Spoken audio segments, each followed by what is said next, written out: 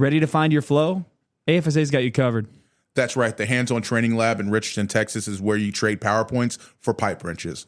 Real tools, real systems, and real experience you can actually use. And if you're ready to test your skills, check out the hands-on NFPA 25 workshops, where you'll inspect, test, and maintain live sprinkler systems and fire pumps. No simulations, no fluff, just pressure, flow, and know-how. It's the perfect way to get under pressure without cracking under it. So get fired up and register today at firesprinkler.org. Spots fill faster than a charged branch line. AFSA, where you don't just learn the code, you live it. What up, hydraulic homies? All right, folks, big news. For the next 2 weeks, the K-Factor podcast is bringing you actual convention energy straight from the AFSA44 Expo floor. The K-Factor crew walked on the expo floor with microphones and no supervision. Not even a little. People just kept coming to us like we looked important. Huge mistake on their part. We were just standing there holding microphones and looking confused. But hey, we rolled with it. We got quick conversations, surprise drop-ins, random hot takes, real insights, and one guy that thought we were hosting a game show. Tut. Now you get to hear it all. Short, spontaneous, and way more fun than we intended.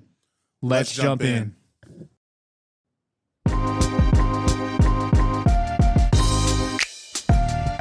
Welcome to the K-Factor podcast, where we turn up the heat on all things fire protection. Brought to you by the American Fire Sprinkler Association, this podcast sparks conversations about the latest technology, trends, and tools shaping the industry. Join the AFSA tech team as we fan the flames of innovation in fire safety. All right, we're here on the AFSA44 convention floor with Peg Hall with the Home Fire Sprinkler Coalition. How are you? I'm great. It's nice to be here. Yeah? Excellent. Can you tell me a little bit about the Home Fire Sprinkler Coalition? Sure. First of all, I'd like to start off by saying AFSA is one of the founding members with the NFPA and the NFSA. So the three organizations came together in 1996 and said, let's all do this, let's collaborate. And so the purpose of the Home Fire Sprinkler Coalition is to educate about sprinklers in 1 and 2 family homes. So we focus on NFPA 13D systems. Okay. And what we do is we put the educational material together, and the biggest user of our material is the fire service. Okay. And all of our material is free. So they come to us, and whatever they need based on who they have to educate, we're their resource. Awesome. What are we seeing is the biggest challenge to getting buy-in for home fire sprinklers currently? Well, the biggest challenge is sprinklers have been in the codes, the national codes, for 15 years now. And so mostly at the grassroots level, the HJs are challenged with really keeping sprinklers in the codes. Right. And it's the builders who usually come in, and they have, they're usually coming in and saying, if you're keeping sprinklers in the codes, it makes homes more expensive and people can't afford it. And so one of the resources we now have is this new impact tool that AHJs can use. And instead of focusing on the cost of sprinklers, they focus on what is the cost when you don't sprinkler. Okay. So they'll look at something like a typical house fire, where there are fatalities, where there are injuries. How long is the family displaced? How much property damage? All those things impact the community. And so then it comes down to really the advantage of the sprinklering far outweighs taking them out. So keep them in. That works. How did you get started in this industry? Well, I mean, I've worked with the Home Fire Sprinkler Coalition since 1997. Okay. So I've been with the group a very long time. And prior to that, I was doing some fire prevention work. I was actually with the water heater industry doing burn prevention, trying to get people not to use gasoline near pilot lights. Okay. Or to test the tap water before you put your babies in the bathtub. And so that introduced me to a lot of the people who then said, hey, come work with us on the Home Fire Sprinkler Coalition. And guess what my first response was? I didn't know you could put sprinklers in a home. So from there, we just kind of took off and, really identified all the different audiences that we really had to educate as part of the process. And probably the biggest myth that we all know in the sprinkler industry is, especially with consumers, they think they all go off at once. Right. So 25 years later, that's still our biggest myth. But we're at a pivoting point. We're seeing a lot of homes sprinklered now, and it really is the education process. So do we see a trend where that's starting to become more popular? Are we starting to move that direction, or what are the battles we're still fighting with Yeah, that? I mean, the battles will always be there because it really is part of the code process. And the Home Fire Sprinkler Coalition, our role is to educate, to make sure those involved in the code process are properly informed. So we don't really get involved with the code process. We just want to make sure that those who are have the resources and the right information to make sure decision makers, policy makers have the right information and are educated. If somebody wanted to get involved locally to try to get changes made to their local jurisdiction, do you have resources for that available to Yes, them? I mean, our website, we have so much information. And before we turned on the microphones here, we were talking about one of our coolest educational tools, and it's our virtual reality video. Where we have 2 rooms on fire. And if you have your own VR headset, you can go onto our website and download the VR video onto your headset and experience a fire in a room without sprinklers and experience flashover. And then in the other room, you can hear the sprinkler activating. You can watch it slowly put out the fire. And so that has been a real nice educational tool. But in answering your original question, anybody who wants resources, come to homefiresprinkler.org. We're a nonprofit. All of our information is free. We welcome anyone who wants it to come to our website and use it. Excellent, excellent. What is your favorite part about the AFSA conventions? Oh my, I mean, walking into the general session yesterday, the room was packed. Right. And the vibe is right. And we've had so much. We have a booth here. AFSA gives us a booth because they're on our board. And we are just so, thankful to have that opportunity. And we talked to a few AHJs, but mostly the contractors and the AFSA members. They know us. Right. They're our friends. And it's been nonstop traffic at our booth. Well, that's excellent. Yes. Have we had any fun kind of conversations that we didn't anticipate getting into? Well, just seeing people I've known a long time and hearing about the new things that they're doing. So That's always fun, just getting updated. But the people who stop by, they always want to know what's new, what are you doing? And they get real excited because we're always doing something new. And so I'm just happy that we can do that. And that's because of the support of the industry. Right. The group that I work with, we'll come back to them and say, we want to do this. But for the most part, they'll say, do it. Right. Yeah. Is there any major changes coming to home fire sprinklers that you're excited about? Well, this new impact tool that we're doing, where the HJs can put in their local information and use it to educate, that's the new thing. We're pilot testing it right now. And a new thing that we're just talking about is HFSC did get a FEMA fire prevention and safety grant to do another cost analysis study, and that's so important. So we're going to be working with the Research Foundation at NFPA to do that study. They've done 2 in the past, but the last one was, I think, 2012, so it needs to be refreshed. So I'm very excited about that. Well, I'm excited to see what that brings. Yeah. We appreciate you sitting down with us. Well, thank you. We'll let you get back to the show. Yeah, thank you. Yep. Welcome to a unique episode of the K Factor podcast. We are at AFSA44, and the champ is here. Hey, everybody. How's it going? Dylan Whittaker here. We got Dylan Whittaker with Summit. What is it like coming back after you competed? Relaxing. Yeah. I don't have much to do. Yeah. I'm enjoying the seminars, enjoying the people, the camaraderie that's here. Different vibe. A lot less stressful. I don't have eyes on me anymore. So having competed last year and now coming back a year later, what advice do you have for the apprentices that are potentially thinking about going through this maybe next year? Because you just said it was stressful. So why do it? It's the competition aspect. If it's something we love to do and, we get into it. And once you're here and you're in the competition, everything else kind of fades away and you kind of lock in on what you're doing. Absolutely. If you're an AFSA apprentice or if you're thinking about joining that program, I absolutely 100% recommend it. It's been career altering to go through that 4-year apprenticeship program, come out the other side, get that journeyman certificate. Yeah. Now I came from Orlando, so we do have the Florida Department of Education does actually recognize the AFSA journeyman certificate. And that has some reciprocity going to other states or somewhere that might be a union or something. You can get that converted to a journeyman's license or certificate with that 8,000 hours of OJT hours. That's only a couple hours. Oh yeah, Yeah. just a few. You UCF fan or no? I come from Orlando. Yeah. I root UCF. Jay Strickland behind you. Joe, some magic tricks? Never know. You never know. You're going to have to come back. Have you noticed any changes in confidence levels or anything like that after having competed last year going out afterwards, or No, did not the necessarily. competition make any difference? Oh, he was locked in. He won, bro. I know. He knew what he was won. doing. I know, but afterwards, you go back out on the job site. You're like, heck yeah, I just won this. Right? Yeah, definitely. This celebration, man, it just goes on for like 3 to 6 months, and it's, they did a company newsletter. It got announced, and Awesome. we're thousands of employees at Summit. We're one of the larger ones.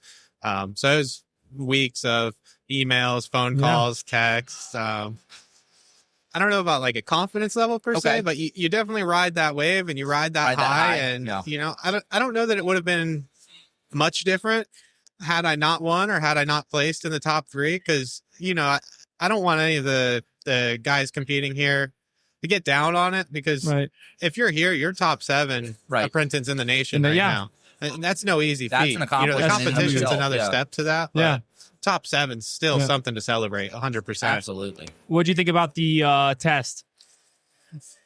The test is pretty good. If you've ever taken a NICET or some type of other credential, either like an ITWBS or, most apprentices haven't taken any design or anything. I personally haven't either. But if you've taken a test like that, you kind of understand it. It's a more basic multiple choice type of deal.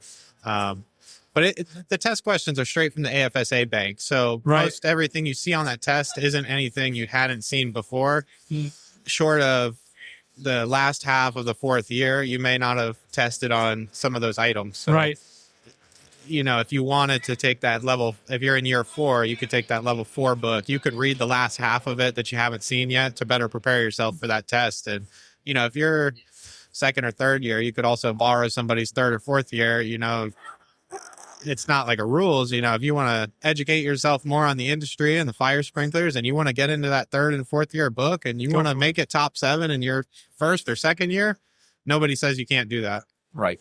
So you said it was career altering. In what way? So has your position changed since you've competed? Yes, I have. So I've taken a position with the safety team at Summit Fire Security. So I do corporate safety. Throughout our entire company. But that's not necessarily competition based. That's, in my professional career and my accolades as a service technician and an apprentice. But it's taking a different approach to the life safety industry, and I really enjoy it. So what are you concentrating on there? So we concentrate on training, education, and teaching. So, we get into OSHA and we start talking about like safety cultures and the culture of a company. And we culture a safety culture that we want our guys to be as prepared as possible to handle anything that comes their way. We don't want our guys to feel like scared to ask for PPE or the proper training to do the jobs at hand. Yeah. We want everyone going home at the end of the day. So what are you looking forward to most this weekend and walking the floor? I'm really looking forward to getting back here tomorrow morning, and we'll see how the competition unfolds. I've met a couple of the apprentices, some strong candidates here. Yeah. Be nice to be a spectator this year. Yeah, exactly. A little less stressful and more time to enjoy. Now the eyes aren't on me. They might see me and get a little extra nervous though, but luckily I'm not a judge, so they shouldn't worry about me. But are you definitely going to walk up to each one and just mean mug them, see if they notice? I may. Yeah, that could be fun. If they're anything like me, they'll get locked in. They'll focus. They won't even be looking around at what other people are doing. Right. Well, really appreciate you stopping in. Yeah, absolutely. If you know anyone who wants to hop on, we're here all day. So Absolutely. I appreciate it, fellas. Appreciate it. we're here at AFSA44 with Rob Stewart. How are you? I'm good. Having fun. With Fire Tech? Yeah, absolutely. Yeah. What's your official title? Director of training. Director of Training. Nice. So let's talk a little bit of training. The VIP program. You're instructing in our VIP program. Absolutely. Absolutely. What makes you do that? Because it's a good time commitment and. It is. So one of the cool things about being here at AFSA is you get to talk to a bunch of different people, right? And so Victoria Valentine, the leader of the program, we sat down and talked a couple of days ago just to chat about things. And really what makes me excited, passionate about the VIP program is it's foundational. You need to start people at the beginning. And where our industry is at, we got a lot of gaps in training. And so the VIP program starts people at the beginning. We're creating new fitters, right? And so that's why I get excited and I'm willing to put the time in. Obviously, I'm being compensated, obviously, at the same time. But the passion is helping the next generation become fitters because we need more fitters. How vital has training been in your career and life? You know, at this point, training is, I go back to that word foundational because training gives you the foundation to do what we do. And what we do matters. And I think when we send that message inside the industry, like what we do every day. I mean, we may be threading a 1-inch piece of pipe that we're putting into a sprinkler system. The intention of that pipe is to feed a sprinkler head that could save somebody's life, could save that building. Hopefully it never does. But what we do that day matter. And there's never enough training, I don't think. No, I mean, certain organizations are better at it. Yeah. But even so, at FireTech, we use the hashtag never stop learning. And I really like that because I've been doing this since 93. I'm sort of aging myself here, sort of an old guy now. But every time I open up the book, every time I conduct training, I learn something new. That sounds very accurate. I feel the same way every time we have a class. I learn almost as much from the class as I do from they from me, right? Because every time it's a new perspective, it's a new piece of information. You reread a section of the book and you're trying to explain it, and it's amazing how when you start to train somebody, you realize where your gaps in training are. Yes. To overcome. And it's like, oh, I need to go learn that a little better myself. You can open that book more. Right. Yeah. Yeah, and that's the key is opening the book, right? Because the book changes every 3 years, no matter if it's 25, 20, 13, 14, whatever standard you're working out of, or is your main book, there's going to be changes. Right. I think one of the cool things for me at AFSA is coming to different sessions and listening to some of the challenges that are coming to the industry that the books can't keep up with, right? Right. So we got a lot of smart people in the industry that are trying to figure out some of these challenges. But with us, with our boots on the ground every day and training people with their boots on the ground every day, we're helping them bridge some of those gaps. What do you think the biggest challenge on the training front is currently facing us? There's a lot. There is a lot. There's a lot. So I would say coming from, old school, when you came up into the industry before you had to start as a fitter. You had to learn to, first of all, how to thread pipe. And then you moved to install. And then a few years down the road, maybe you got moved into the office and you started doing some sales, or maybe you started moving to design.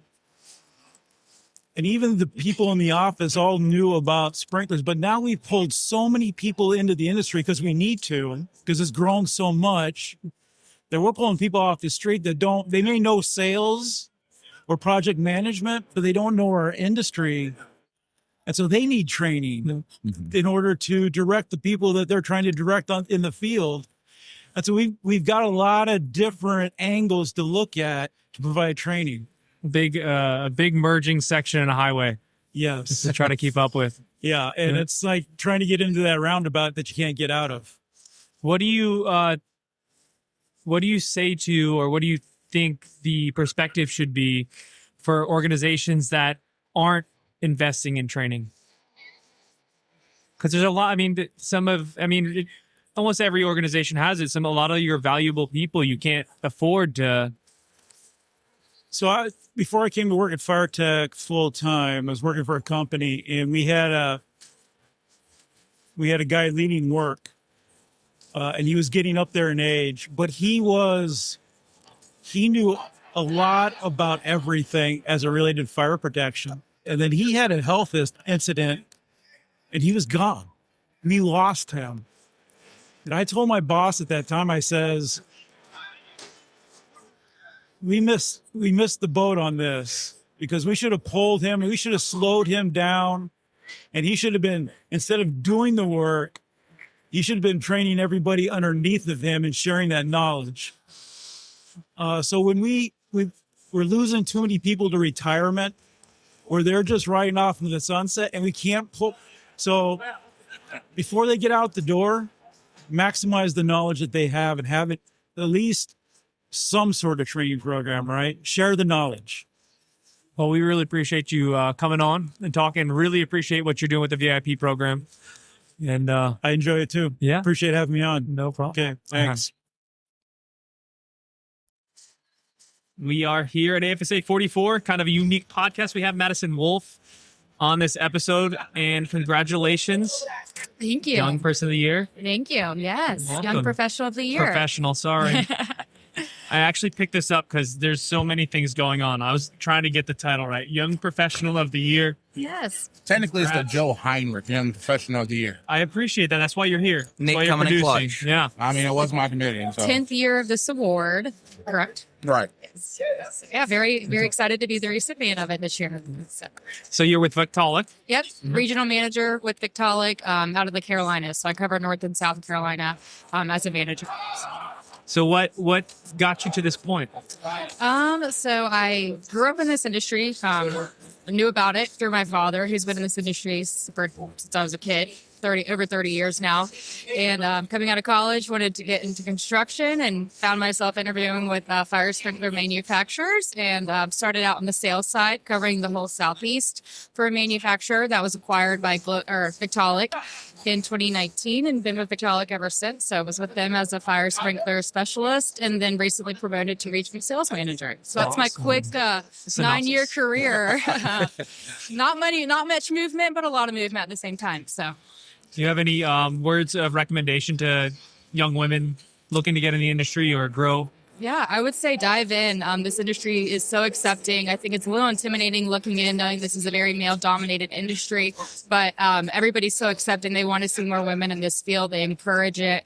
And I would say just dive on in and don't hold back, and, use your people as resource. The people in this industry want to see everybody succeed from all different companies. So meet as many people as you can, and just come on. We need some more women in this industry. So what can they see over at the Victaulic booth? So we're showcasing a couple of new couplings that we released in the past year. We got a couple of different dry head options we got going on, some different flex, a new grooving tool that we have that grooves from 1.25 all the way up to 8-inch. So yeah, all the fun innovation that we're very well known for. So we continue to exceed that expectation every year. So a lot of new stuff over there. So come say hey. What excites you most? Gets you to come up to work every day? I think the every day is different, right? So the constant innovation of products, as soon as you think, your sales are getting stale, something new's out. And it's more fun to go into a customer's office when I have a new product in my hand. And then, like I said, every day is different. No one day is the same. There's always a different problem. There's always somebody new to meet, new company opening up, company getting acquired, which is the name of the game these days. So it's just always something new. Never one day is the same. So. What do you think the most important attribute is for sales?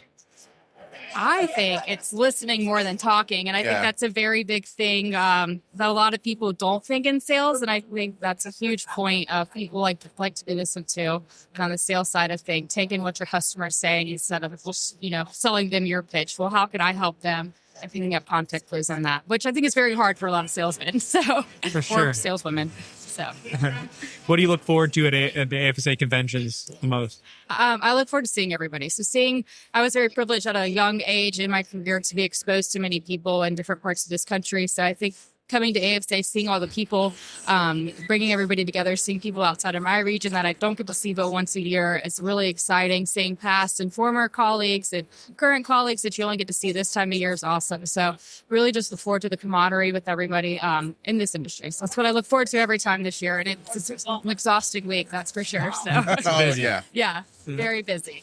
So we really appreciate you coming on the podcast, taking some time out of your day, and looking forward to seeing what you do next. Yeah. You guys are killing it with this podcast. So congrats to all your success on that. So, Thank you. Appreciate it. you're welcome. This has been the K Factor Podcast. If you enjoyed the show, don't forget to like, subscribe, and share wherever you tune in to podcasts, or head over to our website for more.